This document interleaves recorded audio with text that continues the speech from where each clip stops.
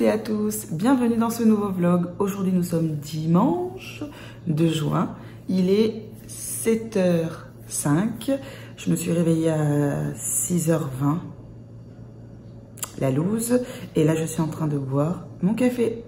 Tout le monde dort encore, bien évidemment, et aujourd'hui le programme de cette matinée, c'est de retrouver des copains, des amis et d'aller prendre le petit déjeuner à la bodega. Et oui, on ne change pas une équipe qui gagne. Et comme ma fille, elle adore aller là-bas, et là on y retrouve un couple d'amis et leur petit garçon. Donc du coup, on sait qu'elle, elle va kiffer de s'amuser avec son petit copain. Et nous, on va kiffer se poser en bord de plage, quoi. Voilà. Et en ce moment, j'ai beaucoup de mal à dormir, c'est horrible. Je ne m'endors pas avant minuit et je me réveille à 6h. Ça me fait ça depuis une semaine, c'est horrible. J'ai des nuits hyper courtes. Avec mon chéri, on a pris la décision la semaine dernière de réapprendre à manger sainement, de prendre un peu plus soin de nous parce qu'on se dit... on ne peut pas vivre comme ça, on va le payer hyper cher au niveau santé, on va finir soit avec des maladies cardiovasculaires, soit avec du diabète, enfin bref, des choses pas très bonnes pour pouvoir vivre et profiter de la vie assez longtemps. Et donc, on a pris cette décision, ça se passe bien, pour lui ou pour moi ça se passe bien, sauf pour moi, le soir, c'est une catastrophe. D'habitude, pourquoi je m'endors? Parce que mon estomac est lourd, parce que je me remets à grignoter en début de soirée dans mon lit, voilà. Et du coup, mon estomac étant lourd, je m'endors, mais parce que je pense que l'effet de la digestion y est pour quelque chose, etc. Bref. Et là, comme mon estomac est vide, eh ben, je ne m'endors pas. Mon corps, mon métabolisme, mon estomac, tout est perturbé, quoi. Ce qui est compliqué, c'est... d'essayer de trouver le sommeil et de ne pas pouvoir le faire parce que je sens que mon corps est en panique, mais je vois qu'il est affolé, mon estomac, je l'entends faire glou glou glou glou glou glou. Il me parle en fait, il me donne à manger, qu'est-ce que tu me fais? Et voilà, enfin bref, c'est assez compliqué. Le point positif, c'est que en même pas une semaine, j'ai perdu 2 kilos. Et en fait, c'est les kilos qui n'ont pas encore eu le temps de s'installer. C'est pour ça que je les ai perdus en une semaine, quoi. Parce que forcément, c'était les kilos les plus simples à perdre parce que ils étaient pas là, la graisse n'était pas là, vous voyez, elle était de passage, quoi. Et je lui ai dit non, toi déjà tu dégages, tu restes pas, puisque j'ai encore les copains à gérer, quoi, les stocks de graisse qui sont ancrés en moi à faire dégager. Et là, par contre, le boulot va être un peu plus compliqué. Qu'est-ce que j'aimerais, moi? J'aimerais perdre 10 kilos et me remuscler un peu, voilà. C'est vrai que par rapport à il y a quelques années en arrière, au total, j'ai repris 20 kilos. Mais j'ai pas envie de perdre ces 20 kilos.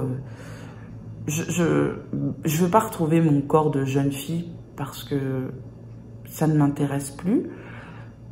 Parce que quand j'avais ce corps de jeune fille, je me trouvais grosse alors que j'étais très bien. Et je me dis, perdre 10 kilos et muscler mon corps, mon physique m'ira très bien. Je serai loin d'être mince, hein, on est d'accord, même très loin, mais je m'en fous. Là, ce que je veux, c'est retonifier mon corps, lui redonner un bon rythme alimentaire et un petit rythme sportif, hein, parce que moi, je suis pas de celle qui adore le sport, et me dire que si j'arrive à le faire sur les 6 prochains mois, ça serait bien. Au moins reperdre les 7 kilos que j'avais perdus les 6 prochains mois, et si il en reste 3 et que je les perds sur une année, ça sera très bien, quoi. Ça fera 10 kilos en un an, quasiment 1 kilo par mois, on sera bien. Là, effectivement, j'ai perdu 2 kilos en une semaine, mais vous savez comment ça se passe, hein, les kilos qui ne sont pas vraiment installés, on les perd en un claquement de doigts, et c'est le cas pour moi. Est-ce qu'on en parle de ça, de ce truc dégueulasse?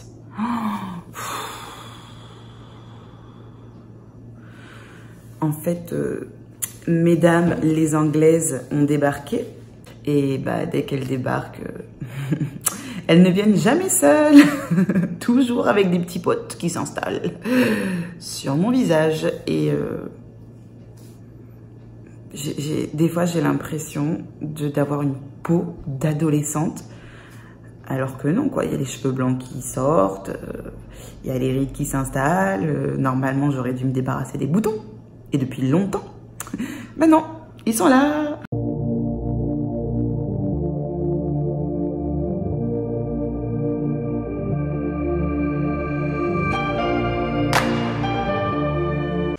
Et voilà, nous sommes prêts. Je prends mon petit chapeau de Bangkok. Tada!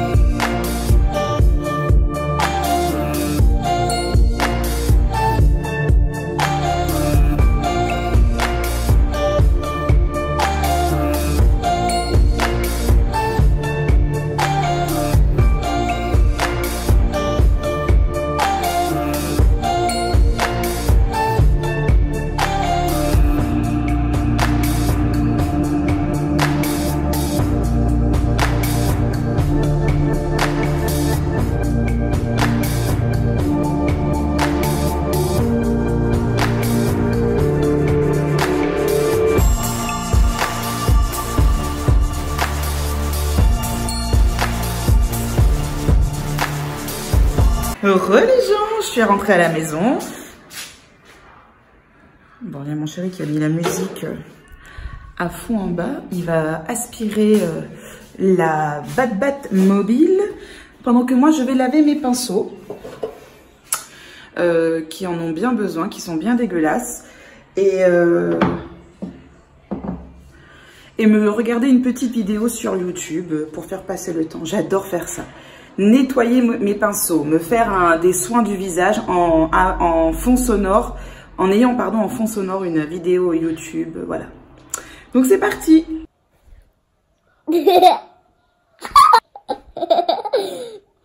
Salut. Bonjour à toutes et à tous et bienvenue dans ce nouveau vlog. J'espère que vous allez bien, c'est moi Daisy, je vous emmène avec moi dans ma journée, vous allez vivre les aventures de ma superbe vie. Je suis bien entendu accompagnée de Donald. Oui, c'est vrai qu'on s'est un peu embrouillé ces derniers temps, mais bon, c'est Donald, on me l'a collé. On m'a dit, Daisy, c'est comme ça, tu choisis pas, c'est un peu comme Adam et Ève, hein. Ève, elle a pas eu le choix. Donc voilà, on doit passer la journée ensemble. Aujourd'hui, normalement, on doit aider plus tôt. Oui, parce que même si nous sommes des canards, nous avons des animaux de compagnie. Et voilà. Lâche-moi, Victoire. Lâche-moi, je te dis. Et en plus, je me fais agresser par des gamines. Franchement, voilà, quoi. Paye ta vie. Lâche-moi. Hashtag SOS, quoi. Hashtag ma vie est pourrie.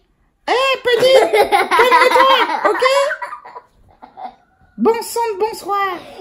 Allez, ciao. Oui, petite improvisation de Daisy. Je connais des gens, moi, que voulez-vous? Daisy, elle vient dans mon vlog. Hein. Ça y est, mes pinceaux, ils sont tout propres, nettoyés. Mon chéri, il a fini également de nettoyer la Bat mobile. Et là, il est en train de prendre sa douche. Et en fait, on hésite à repartir du côté de l'Ermitage. Puisqu'en fait, il y a des amis à nous qui nous ont proposé de venir prendre l'apéro en bord de mer. Ce matin, on était à La Saline, à Trudeau. Et du coup, là, c'est d'autres amis à nous qui nous proposent de venir prendre l'apéro en bord de mer et puis que les enfants puissent s'amuser un petit peu, sauf qu'on est claqués, mais en même temps on a envie d'y aller. Bref, gros dilemme.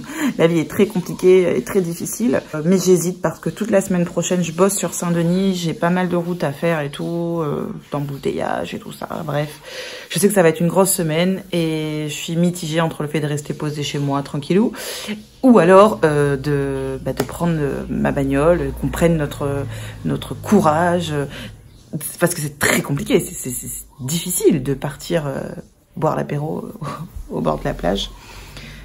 Et...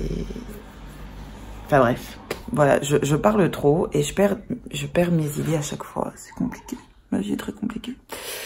Et j'étais en train de regarder la vidéo de Charlie Bull pendant que je nettoyais mes pinceaux. Si tu passes par là, je te fais un petit coucou. C'est une youtubeuse que je suis, dont j'adore le contenu, la personnalité, je suis fan.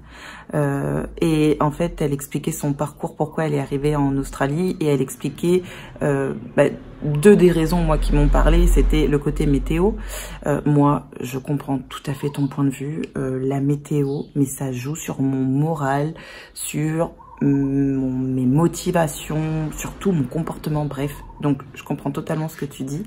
Et elle parlait des gens, la mentalité des gens, le côté râleur, le fait qu'en France, on soit jamais content, on soit toujours en train de se plaindre, que nous ne sommes pas conscients du système de protection sociale, et de solidarité qui est juste bien foutu, énorme et voilà quoi, qui est même un modèle au niveau mondial. Et du coup,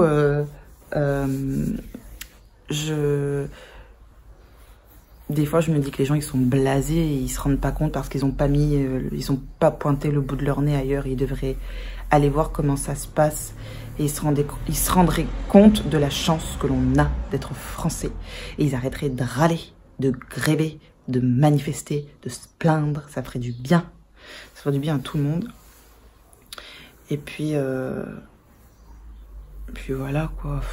Profitons de cette chance que l'on a, de ne pas avoir à payer des soins médicaux. Demain, vous apprenez que vous avez un cancer, tout est pris en charge par la Sécu, les soins, la radiothérapie, la chimio, l'accompagnement médical, les médocs, tout, qui peut se chiffrer à des centaines de milliers j'arrive plus à parler, fichier. Pardon, excusez-moi.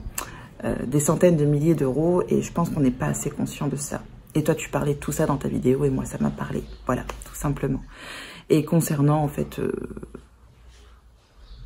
l'aspect climat, effectivement, moi, je suis pareil. Il faut qu'il fasse beau, il faut qu'il fasse chaud. Quand j'ai quitté Tours, c'est la dernière ville où j'y ai vécu pendant un an avant de rentrer à La Réunion. Et quand on a quitté Tours, mais c'est parce qu'on en avait marre du gris, du froid, de la brume. Qu'est-ce que tu fais?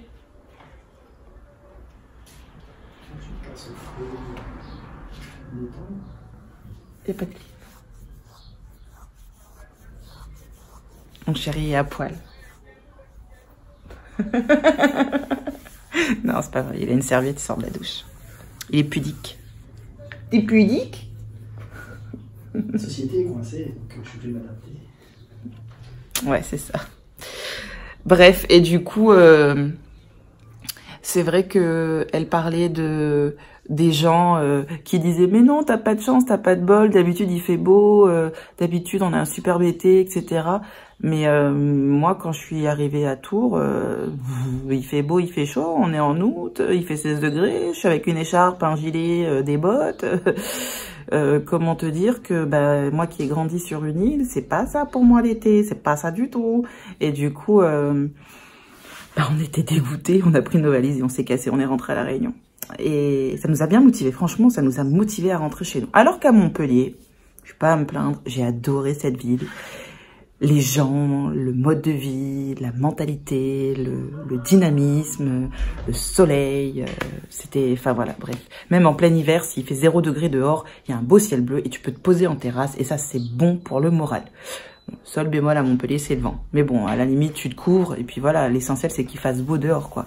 Alors qu'à Tours, il faisait gris, il y avait du brouillard partout, il fallait gratter sa bagnole. Mais moi, j'avais pas l'habitude de gratter. Et à Tours, mon chéri se pose à côté de moi, il fait... Et du coup, voilà quoi, c'était bizarre de vivre comme ça, c'était pesant quand vous n'avez pas l'habitude. Vous savez, le matin, vous sortez de votre appart, vous savez que vous allez passer 15 minutes à devoir gratter le pare-brise, les vitres, la lunette arrière, etc. Et ça vous donne même pas envie de sortir de chez vous. Et moi, j'ai connu ça et c'est vrai que je je pense que je ne pourrais plus vivre en métropole. Et si vraiment, allez, il n'y aurait pas le choix, je repartirais vivre dans le sud de la France, quoi, parce que je pourrais pas vivre dans le nord, même dans le centre. Hein, j'ai testé Tours, le centre de la France, le climat, je suis désolée, mais c'est pas terrible. Désolée pour ceux qui vivent là-bas, j'espère que je ne vous vexerai pas, mais c'était pas terrible le temps qu'il y avait là-bas. Et moi, j'ai besoin de soleil, j'ai besoin de chaleur, j'ai besoin de plage, j'ai besoin de sable, j'ai besoin d'apéro en bord de mer, donc voilà. Bref, je parle beaucoup, je vais clôturer avec ce vlog maintenant. Mais va chier. je dis, je parle beaucoup, il fait. J'espère que ce vlog vous aura plu. Bisous et à très bientôt. Ciao!